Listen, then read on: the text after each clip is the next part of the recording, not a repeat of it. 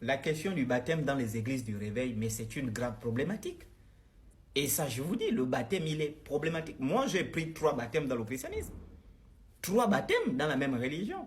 C'est-à-dire que mon premier baptême, je l'ai pris chez les catholiques. Ensuite, quand je rentre dans les assemblées de Dieu, on me dit, ben, le baptême des catholiques, il n'est pas bon.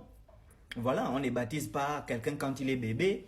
Il faut que tu prennes conscience parce que selon le livre de Pierre, ben, le baptême, c'est un engagement d'une bonne conscience. Et voilà. Je me fais baptiser au nom du Père, du Fils et du Saint-Esprit parce que je voulais avoir accès à leur connaissance. Ils me disaient des choses qui étaient très intéressantes en 2005, 2006. Ils me disaient des choses intéressantes. Voilà. Et donc, je voulais avoir accès à leur connaissance parce que dans ces églises, quand tu n'es pas baptisé, tu ne peux pas avoir accès à certains secrets.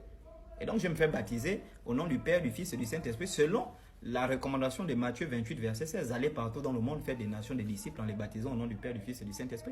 Quand je quitte les assemblées de Dieu pour une autre église, ben, on me dit là-bas, le baptême de Matthieu 28, il est faux.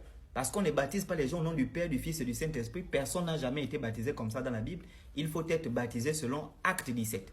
Pendant que Apollos était à Corinthe, Paul parcourait, Acte 19, quelque chose comme ça, il a trouvé des disciples qui étaient réunis, il leur a dit, de quel baptême avez-vous été baptisé? Ils ont dit, on a été baptisé du baptême de Jean. Et Paul leur a dit, Jean a baptisé le baptême de la repentance. Il faut baptiser maintenant au nom du Seigneur Jésus-Christ. On m'a baptisé au nom du Seigneur Jésus en disant que le précédent baptême était faux.